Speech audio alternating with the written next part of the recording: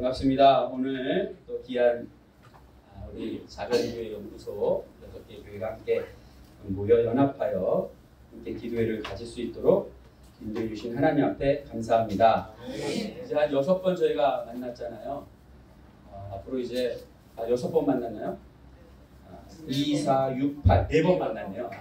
4번 만나고 앞으로 2번 더 이제 12월까지 만날 수 있습니다.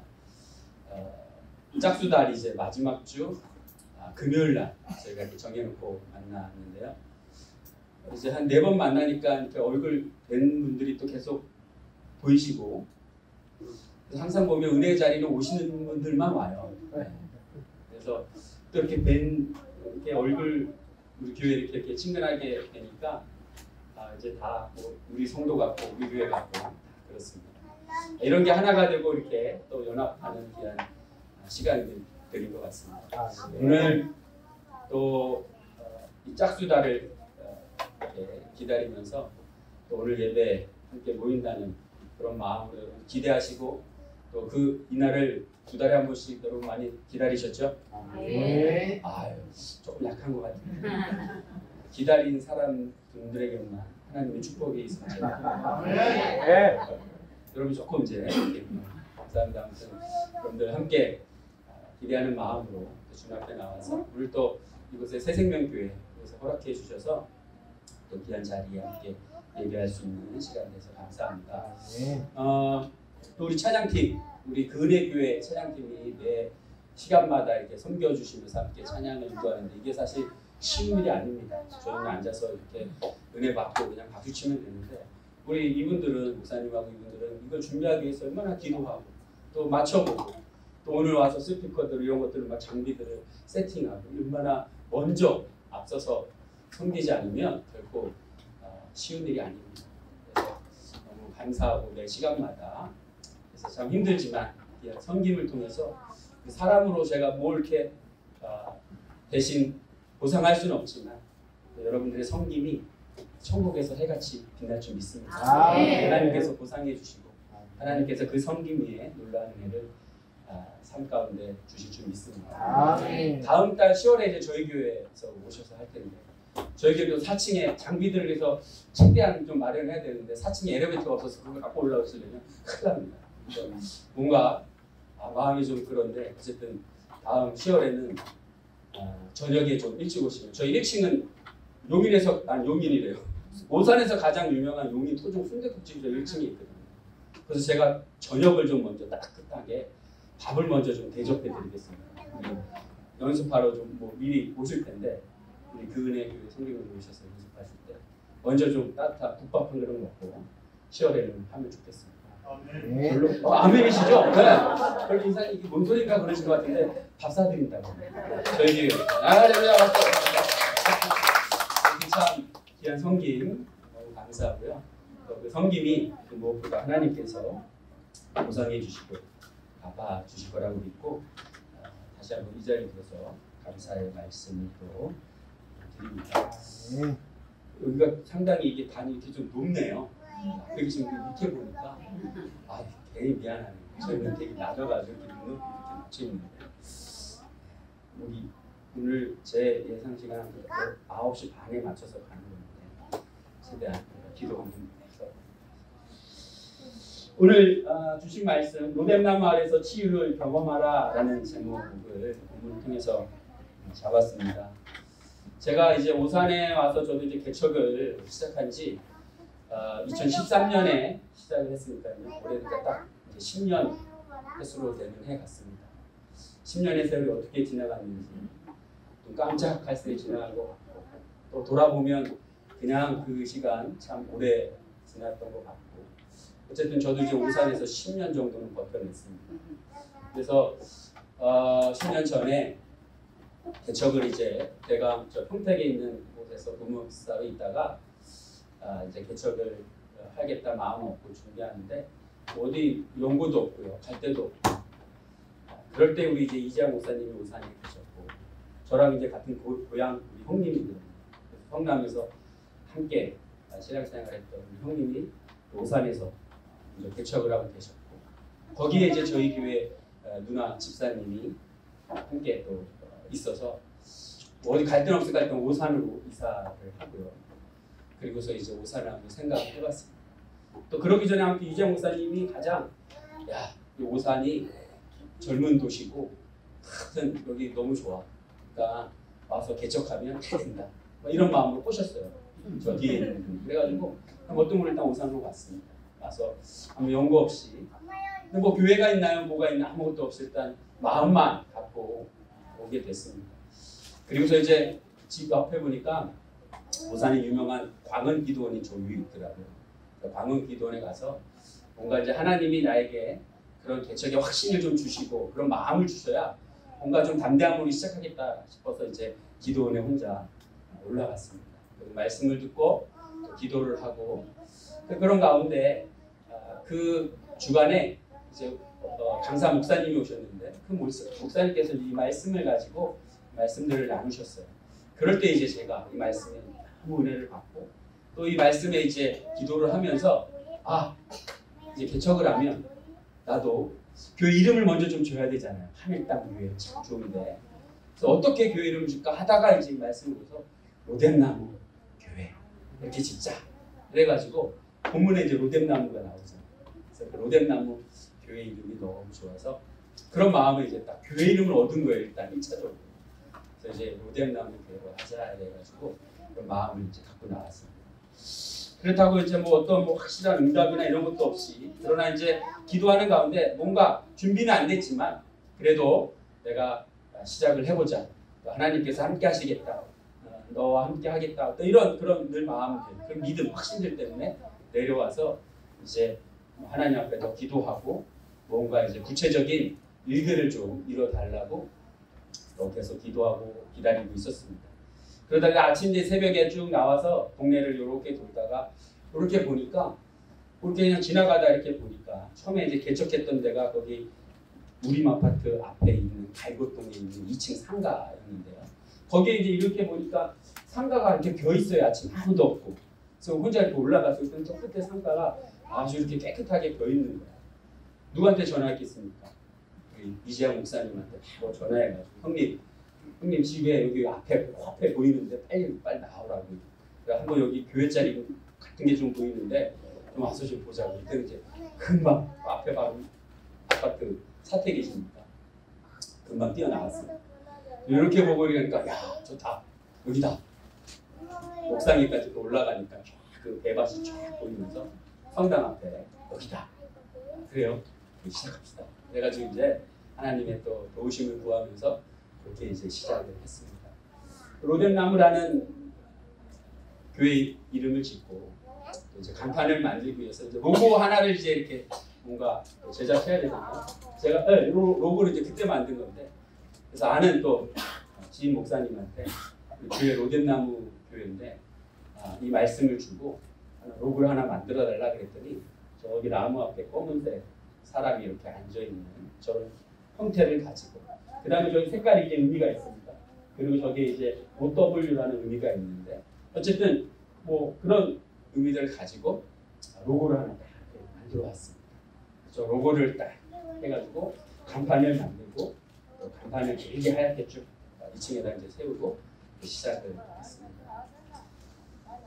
그래서 이제 10년의 시간이 이제 지났네요. 그런데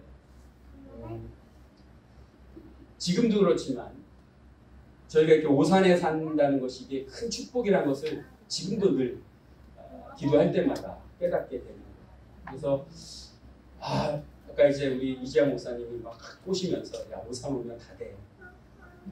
뭐 뭔가 젊은 이 분위기고 젊은 감각으로 하면 다 돼. 막 이런 얘기들이 있어요. 저도 이제 간판 이쁘게 걸고 뭔가 좀 이쁘게 꾸며놓고 뭐 하면 사람들이 막 그냥 그 마음에 개척할 때는 뭔가 그렇잖아요. 다 될 것 같은 그런 마음. 세월이 지나고 시간이 지나면서도 여전히 참 그렇게 부흥되지 못하고 성장하지 못하고 그럴 때마다 기도하면서 하나님 앞에 기도할 때마다 들리는 그 두 글자가 결국은 뭐냐? 바로 오산이라는 거. 그래서 이해가 되시죠? 오산이라는 거. 우리가 오산 산다는 것이 얼마나 축복이고 교만한 사람들, 좀 잘난 체한 사람, 뭔가 다 될 것 같이 생각하는 사람들은 다 오산에 살아야 돼. 다 될 것 같지만 그게 큰 오산이었다는 거예요. 이해되시죠 이제? 오산이. 그래서 지금도 기도할 때마다 눈을 감을 때마다 하나님이 모세에게 나타나셔서 네가 서 있는 곳이 어디냐 이렇게 묻는 것처럼 네가 있는 곳이 어디냐 그럴 때마다 오산입니다 이렇게 깨닫게 하시는 게 큰 은혜라는 거죠. 또 아멘이니까 하여튼 오산이었습니다. 지금 생각해도 야, 이 오산이 뭔가 젊고 뭔가 잘 될 것 같은 뭔가 될 것 같은 희망과 그런 마음들이 있었지만 그때마다 뭔가 교만하고 또 부풀고 뭔가 좀 이렇게 그런 생각들을 하면 네가 있는 곳이 오산이다. 생각하지 마요. 오산이다. 그런 생각으로 좀 잠잠케 하시고 기독케 하시고 그런 게 아마 이 오산 땅이 아닙니다.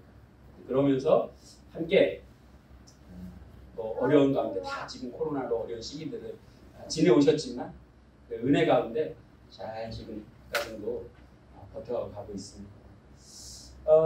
그래서 로뎀나무 교회라는 이름을 짓고 또 하나님께서 그 순간 그 모양대로 인도해 주신 그 인도함을 따라서 이렇게 은혜로 지내오다가 요즘 이제 저희 교회에서 이런 치유라는 주제를 가지고 말씀들을 나누는데 이 열왕기상 그 처음에 봤던 그 말씀들을 또 다시 한번 좀 보게 됐습니다. 그러면서 이제 요즘에 우리 시대 또 요즘에 우리의 영적인 상태, 우리의 모습들을 보면서 하나님이 좀 다시금 알게 하시는 이 말씀들을 또 좀 새로운 시각으로 좀 저를 깨닫게 하시고 그래서 오늘 이 말씀을 통해서 또 오늘 이 자리에 함께 나누면서 좀 하나님의 말씀만이 이 시대에 우리를 치유하시고 우리를 회복하시는 그 유일한 방법은 오직 하나님의 말씀뿐이구나 그런 것들을 다시금 깨달으면서 오늘 이 자리에서 함께 그 은혜들을 나누고 싶었습니다. 오늘 이제 본문의 그 엘리야라는 그 인물이요. 참 위기를 당하고 어려움을 당하는 그 시기 가운데 그래서 그 로뎀나무 아래 결국은 그 영혼이 왔고 그 나무 아래서 하나님 앞에 차라리 내 생명을 거두어 주옵소서라는 그 위대한 선지자의 엘리야의 모습들을 우리가 좀 생각해 보면서 그리고 우리가 이 시대에 살면서 참 많은 것들이 탈진돼 있고 영적으로나 육적으로나 그런 모든 것들이 좀 어려움과 그런 시기들이 참 요즘에 점점 시대가 그런 마음인 것 같아요. 그래서 요즘 같은 시대에 우리 마음의 독감이라는 거 아십니까? 마음의 아픔을 갖고 다 살아가는 것 같아요. 그래서 그 마음의 독감이라고 하는 것은 뭐냐면 우리 기독교인들도 예수 믿는 우리들도 피해갈 수 없는 그게 뭐 우울증들이 참 많이 있는 것 같아요. 뭔가 구멍이 있고 공간이 있고 빈 공간이 있고 상처가 있고 그런 우울증들이 참 많이 있는 것 같아요. 목사님들도 여러분 우울증이 없는지 아세요? 목사님들도 우울증 참 심합니다. 보니까 심해요. 우리 이지영 목사님 낮에 오후에 잠깐 또 저희 교회로 오셨는데 우리 저분이 좀 우울증이 좀 있는 것 같아요. 뭔가 힘드십니다.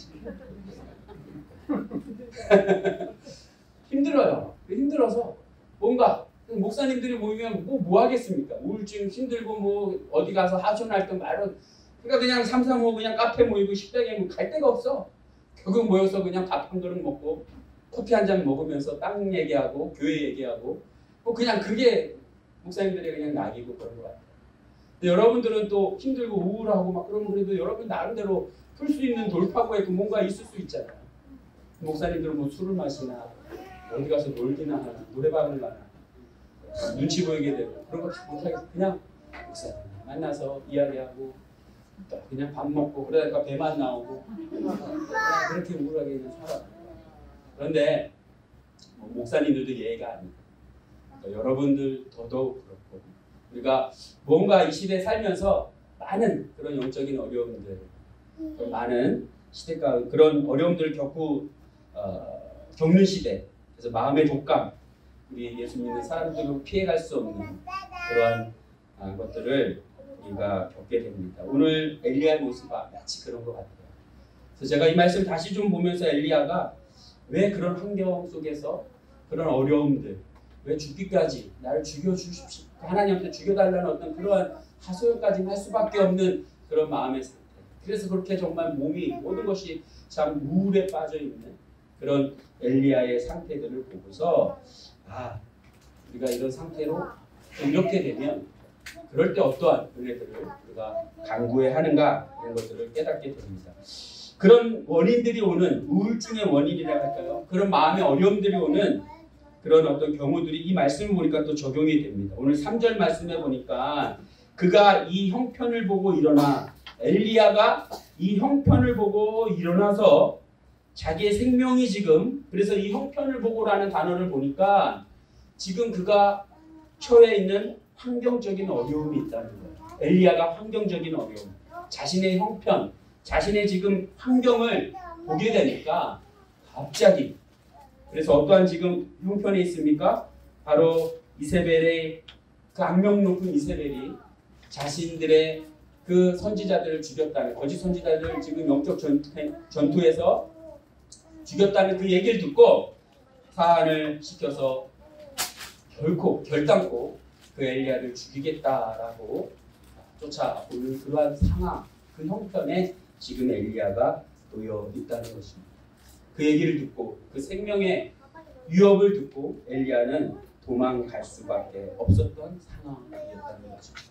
이 형편이라는 얘기를 말씀을 딱 듣는 순간 그렇지 우리의 환경적인 어려움들, 우리의 주변의 상황들, 또 이런 형편들이 각자 다 다르지만 그런 환경들, 형편들이 때로는 우리를 그렇게 우울하게, 힘들게, 어렵게 만들 수 있다는 것입니다.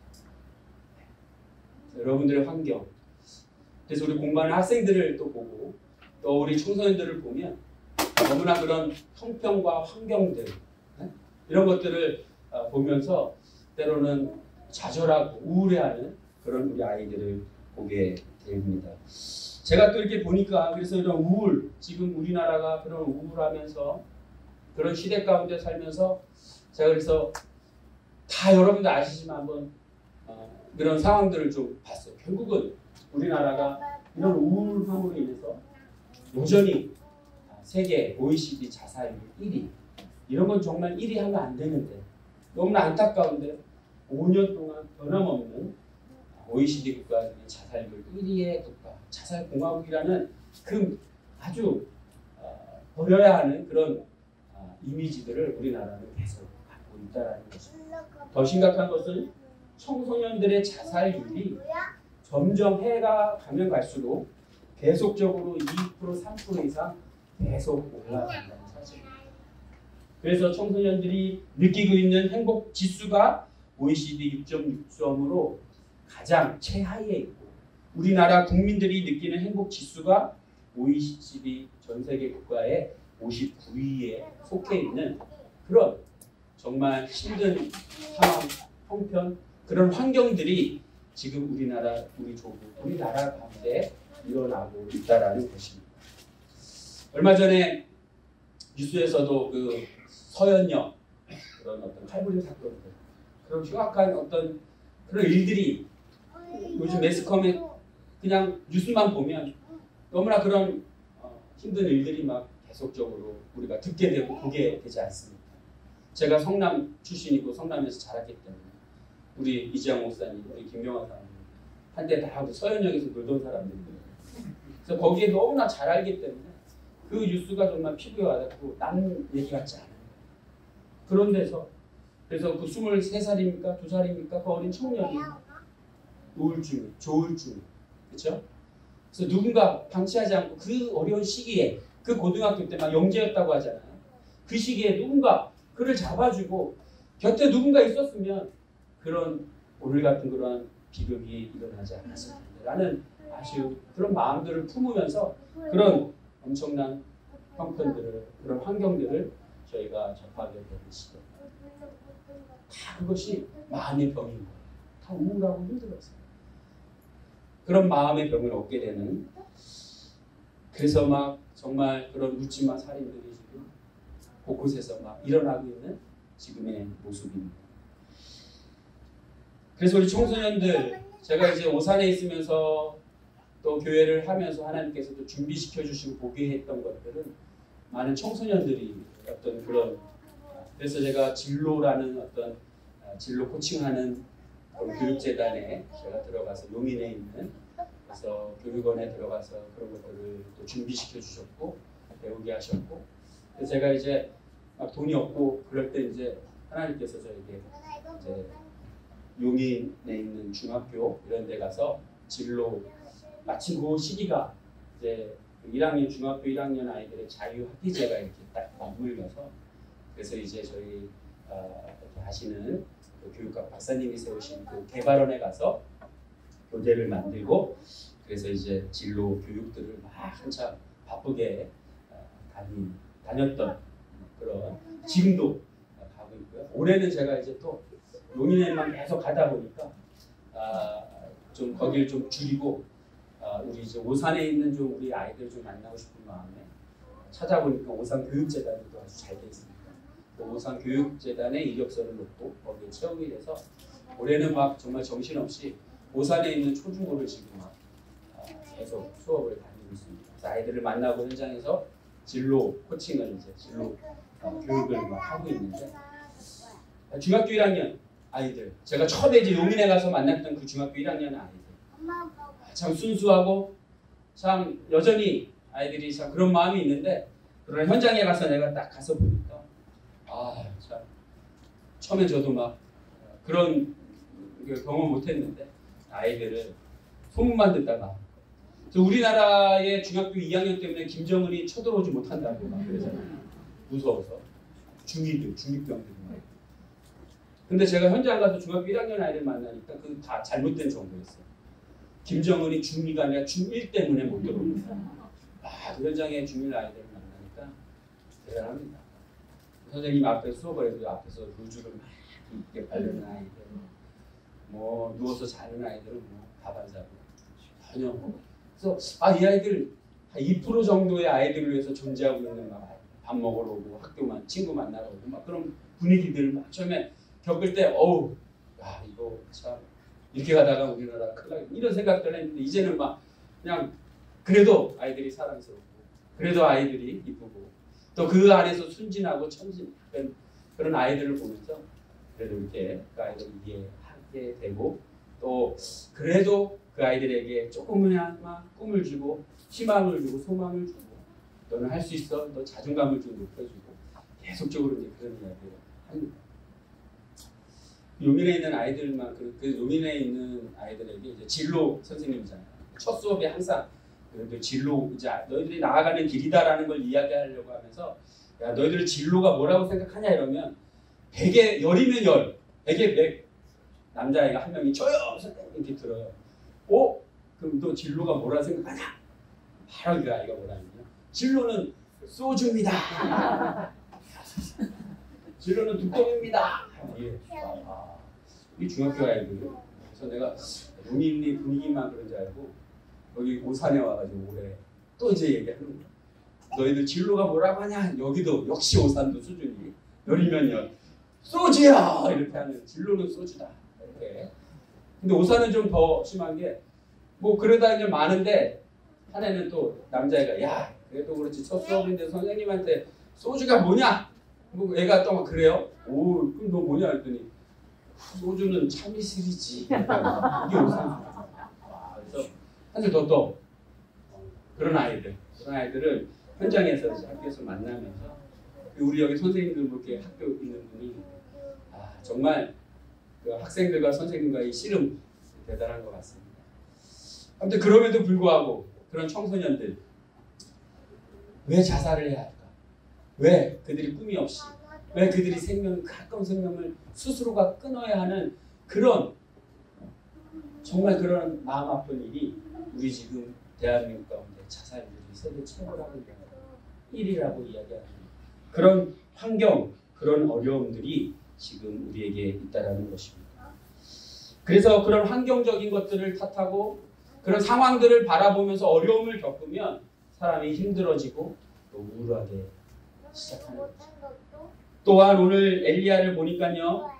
두 번째 그 어려움은 바로 육체적인 어려움이었습니다. 엘리야가 지금 갈매산에서 부에세바까지 약 200km가 되는 그 거리를 지금 도망을 그렇죠?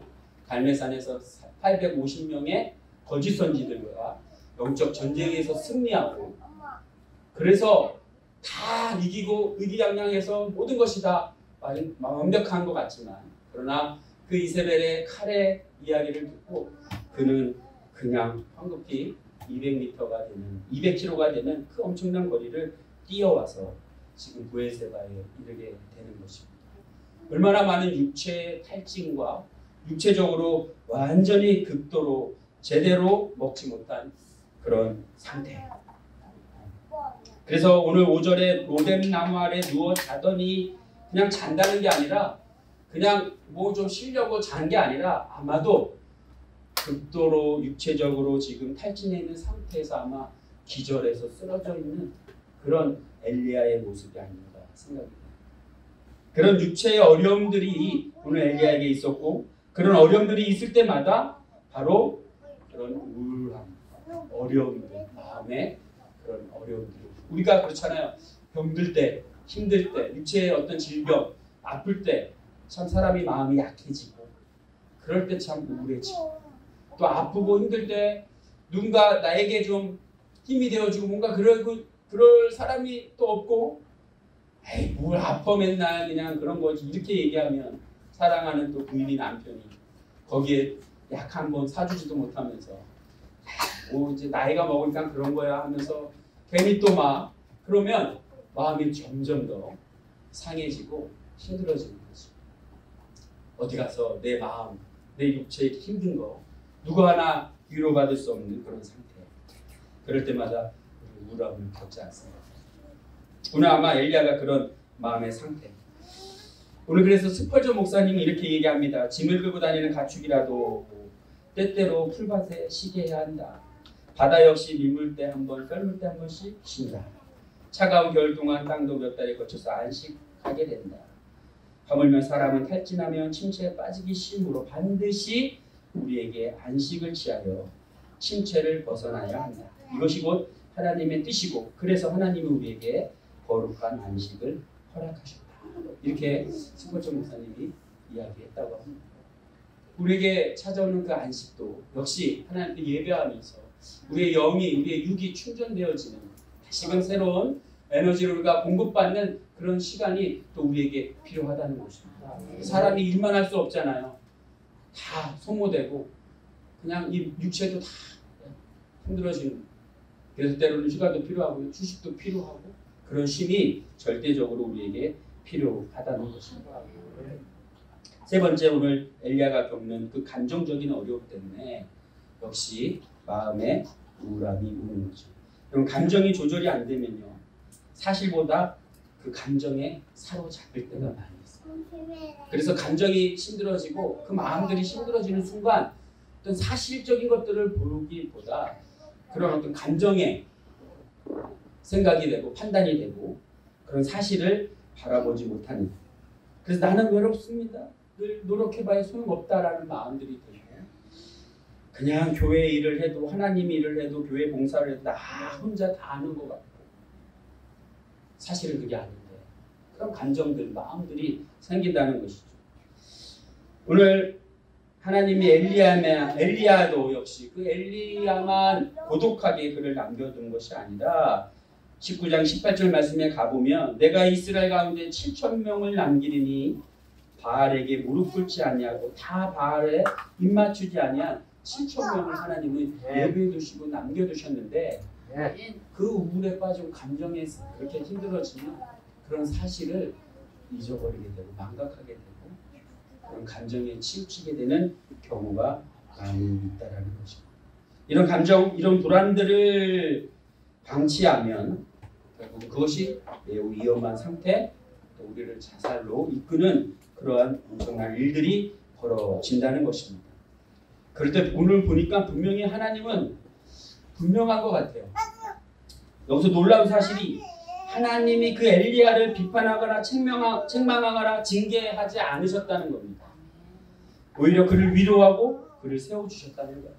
사탄은 우리가 잘못하면 칼날을 들이대고 우리가 점점 이렇게 심적으로 육적으로 어떤 이러한 환경적으로 우울에 빠지고 힘들어지는 상황들을 만나게 되면 그것을 사탄은 붙잡고 우리를 더욱더 공경에 빠뜨리고 그래서 우리를 자살로 이끌어가면서 우리의 생명을 끊는 사탄의 계략입니다. 분명한 것이죠. 하나님과 그러나 우리 참조 우리 하나님 아버지는 그런 우리를 책망하거나 오늘 엘리야를 보니까 징계하거나 비판하는 것이 아니다. 그를 위로하시고 오늘 그 다음 말씀에 보면 본중 머리맡에 숯불에 구운 떡과 한 병 물이 있더니 이에 먹고 마시고 다시 먹다. 하나님이 그 엘리야에게 숯불에 구운 떡을 준비해 주시고 생수 물을 준비해 주시고 제가 이제 그 말씀 노렘나무라는 교회의 이름을 지을 때 이 숯불의 떡과 또 생수가 참 마음에 와닿았어요. 그래서 숯불에 구운 떡의 의미는 영적인 의미는 바로 하나님의 말씀입니다. 사람이 떡으로만 살 것이 아니라 하나님의 입에서는 말씀으로 살라고 했는데 우리의 육에 어떤 떡이 필요하다면 우리는 반드시 영적으로 살기 위해서는 하나님의 말씀이 우리에게 반드시 필요해요. 저는 그 숯불에 구운 떡을 영적으로 하나님의 말씀이라고 봤습니다. 그리고 이제 그 생수는요 바로 생명이고 그 물이고 그 물은 바로 생명이고 그 생명을 통해서 우리의 영혼을 소생케 하는 하나님의 놀라운 능력이라고 봤습니다. 그래서 우리가 물 세례를 하고 또 물로 통해서 새로운 생명을 다시 의미하듯이 하나님의 성령의 역사와 능력이 바로 그런 놀라운 생명의 소생, 생명의 일어남을 통해서 일어난다고 봤습니다. 그래서 로뎀나무는 곧 하나님의 품이구나.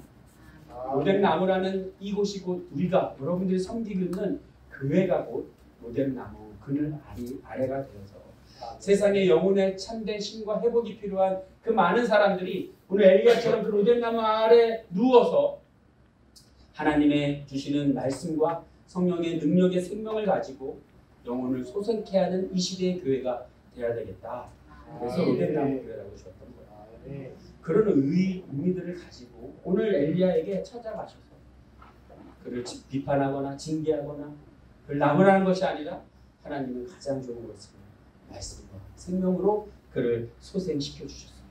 더 감사한 것은 천사를 보내서 천사가 그의 온몸을 고루만졌다고 했어요. 고루만지는 순간 그는 다시금 치유되고 그 로뎀나무 아래서 놀라운 회복과 치유가 경험되어지는 그 은혜를 입게 된다는 것입니다. 아멘. 결국은 그렇습니다. 오늘 우리가 이 땅에 어렵고 힘든 어떤 환경적인 어려움들 또 말씀드린 어떤 육체적인 어려움들 또 감정적인 어려움들 이런 모든 것들이 다 경험되어지고 얼마든지 우리가 신앙생활을 하면서 찾아올 수 있는 목사도 예일 수 없고 장로님도 권사님도 우리 기독교인들 예될 수 없는 그런 상황들 가운데 또 그런 시대 가운데 우리 아이들이 또 살아가고 있지만 그럴 때 반드시 하나님의 놀라운 그 치유들을 경험하기 위해서 로뎀나무 아래 있는 그 교회를 통해 그래서 그 교회 속에서 말씀 속에서 하나님이 주시는 놀라운 생명의 그 능력 속에서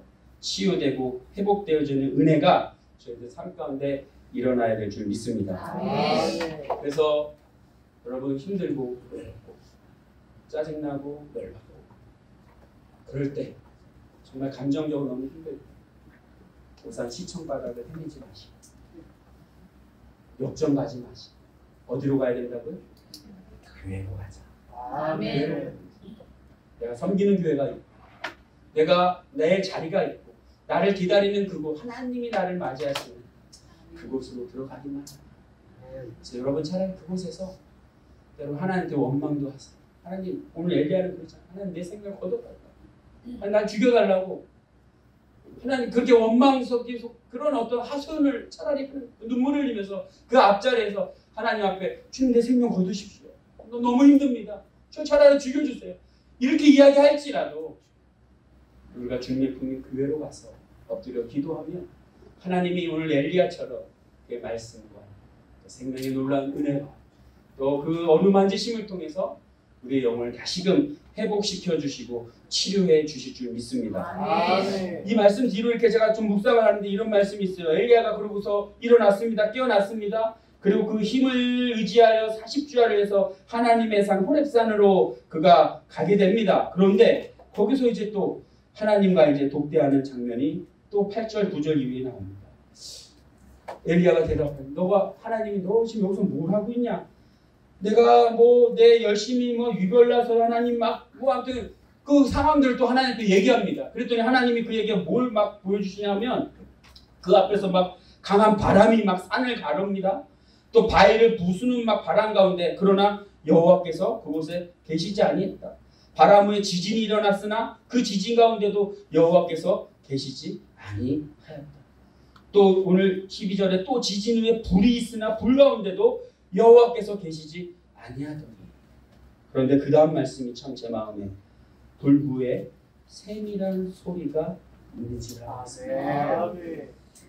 어떤 현상들을 막 보여주신데도 하나님의 어떤 불도 보여, 지진도 보여주고 막 어떤 바람도 보여주고 막 그런 환경적인 막 이상한 현상들을 보여줘도 어쩌면 그곳에서 여호와께서 계시지 않는, 역사하지 않는 그런 것들을 경험하게 됩니다.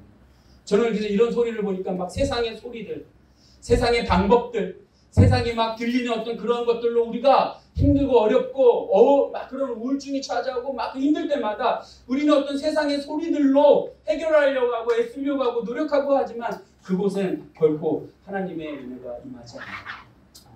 찾아봐도 들어봐도 그런 것들을 사모하고 막 세상에 어떤 기이한 현상 아무리 찾아가도 거기에는 답이 없는 거예요. 그럴 때 그 후에 세밀한 여호와의 음성을 듣는 거예요. 그 이후로 이제 완전히 회복되는 거예요. 그래서 제가 이 세밀한 음성, 세밀한 하나님의 음성을 듣기 위해서 결국 그 세밀한 음성이 무엇입니까? 세밀한 음성이 여기 지금 구약은 아마 하나님께서 출현하시고 나타나셔서 뭐라고 말씀하시고 엘리야야 이렇게 음성이 분명히 들렸는데 오늘 아무리 기도해도 하나님의 음성이 그렇게 들리지는 않지만 그러나 하나님이 이미 우리에게 완전한 세밀한 음성인 하나님의 말씀을 주셨기 때문에 그 말씀을 듣고 말씀을 의지하고 그 말씀을 통해서 온전한 회복이 일어날 거라고 믿습니다. 하나님의 세밀한 음성을 듣는 시간을 갖는 것이 아주 중요하다는 것이죠.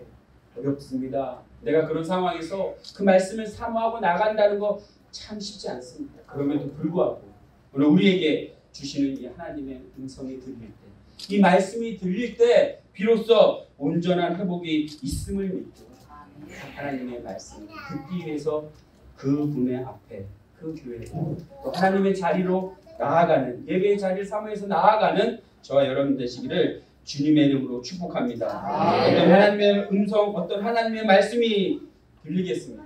제가 간증하면 또 많은 시간이 가기 때문에 길게 얘기해요. 저 인생에서도 너무나 힘들고 너무나 좌절스럽고 우울하고 죽고 싶은 그런 심정, 바로 고3 거의 28년이 지난 시간이었지만 제 고3 시기 한 해에 부모님이 다 돌아가셨습니다.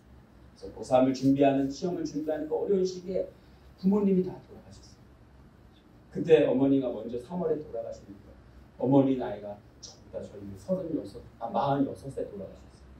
아버지 48. 그러니까 지금 생각하면 얼마나 젊은 나이고 얼마나 할 일이 많은 분들인데 하나님이 그런 원치 않은 지병이 있으셔서 갇혔어요. 어머니가 제 평생 목사가 되는 게 꿈이셨고 소원이었는데 그런 영적인 저의 기대이고 그런 어머니의 죽음 앞에 저는 아무것도 할 수 없었어요. 하나님이 너무나 원망스럽고 정말 죽고 싶은 마음에 정말 많은 것들이 방황되었지만 그 방황 속에서 하나님께서 저에게 들려주신 그 세밀한 음성을 듣고 저는 다시금 공부를 시작하고 다시금 교회를 나가고 다시금 하나님을 붙잡을 수 있었던 그 말씀이 바로 여호수아 1장 5절에 있는 말씀이었습니다. 그 말씀을 들었어요. 그 세밀한 하나님의 말씀을 그때 들었어요. 그래서 저에게 다시금 힘을 얻게 돼요. 내 평생에 능히 너를 당할 자가 없으니 내가 모세야 함께 있었던 같이 너와 함께 있을 것이니라. 내가 너를 떠나지 아니하며 버리지 아니하리니 강하고 담대하라. 너는 내가 그들의 조상에게 맹세하여 그들에게 주리라 한 이 백성을 차지하게 되리라. 오직 강하고 극히 담대하여 나의 종 모세에게 내게 명령한 이 율법을 다 지켜 행하고 우루나 자루나 치우치지 말라.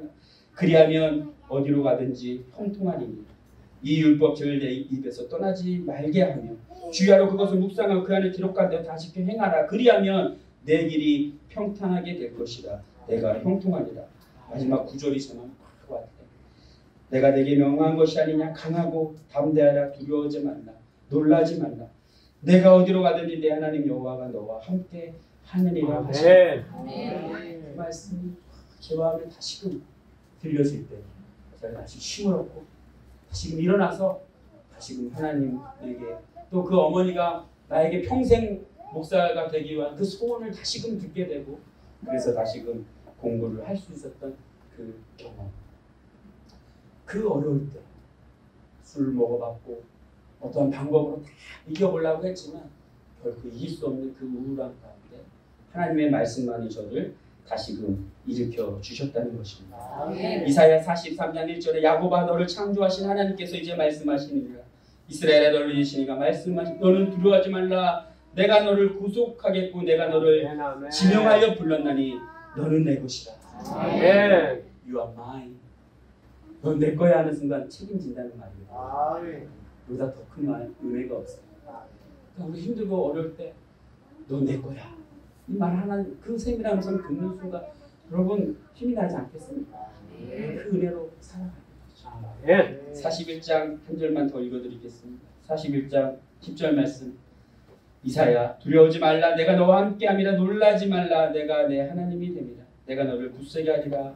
참으로 너를 도와주리라. 참으로 나의 의로운 오른손으로 너를 붙들리라. 아멘. 이 말씀만 들어도 우리가 우울함에 있을 때 정말 그런 환경 상황 속에 있을 때 오늘 내가 그 로뎀나무 그 교회 안에 그 엎드려서 죽기를 자초해도 그 순간 하나님이 우리를 외면하지 아니하고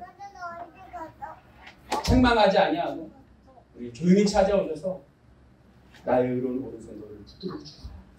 이 말씀을 들으면 우리 영혼이 우리의 육체가 다시금 힘을 얻고 여러분 일어나지 않겠습니까? 그런 말씀들이 여러분 마음 가운데 그런 말씀들이 그런 사람들 여러분들 길 가운데 들려주시기를 주님의 이름으로 소원합니다.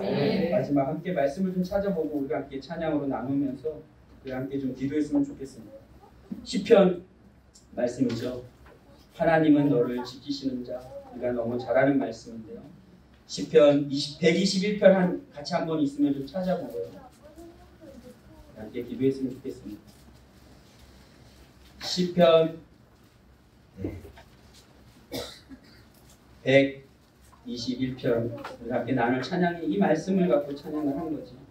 함께 읽겠습니다. 시작. 내가 산을 향하여 눈을 들리라. 나의 도움이 어디서 오리까? 나의 도움을 천지를 지으신 여호와께서로다.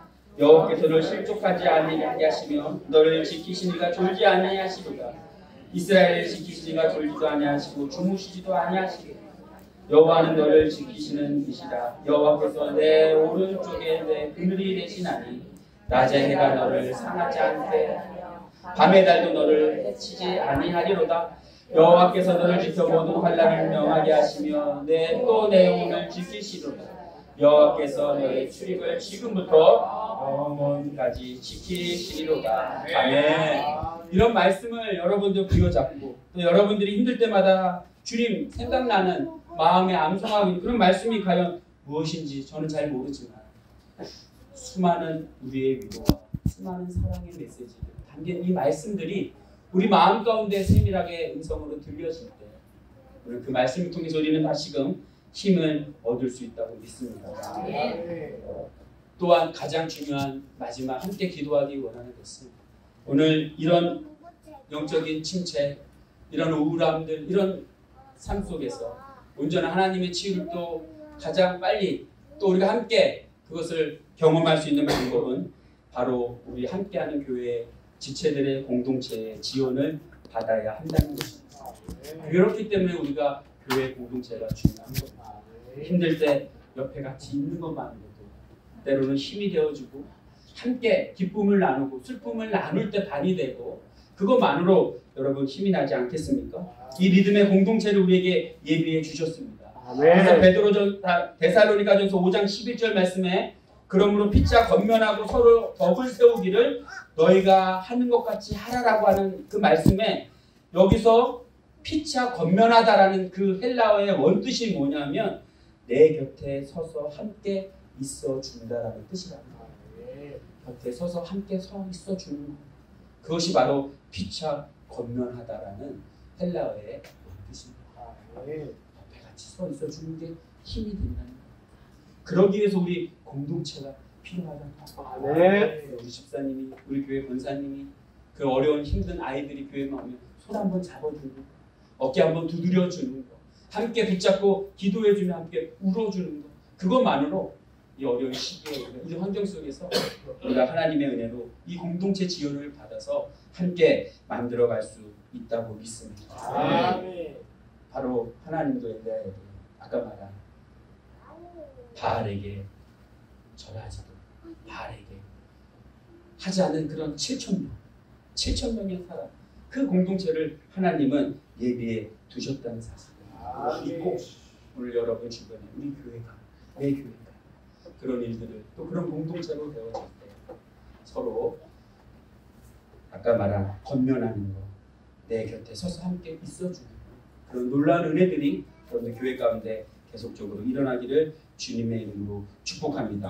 방금 마음이나 영적 침체를 부정하는 것이 아니라 오히려 주님의 세밀한 음성을 듣는 시간, 그 세밀한 음성을 듣고 하나님을 더 깊이 체험하며 우리가 치유의 놀라운 은혜를 경험하는 시간, 오늘 우리 공동체에 함께하는 이 헌신과 기도를 통해서 반드시 회복의 역사가 일어날 걸 믿고 함께 서로 위해서 기도하는 이 시간이 됐으면 좋겠습니다.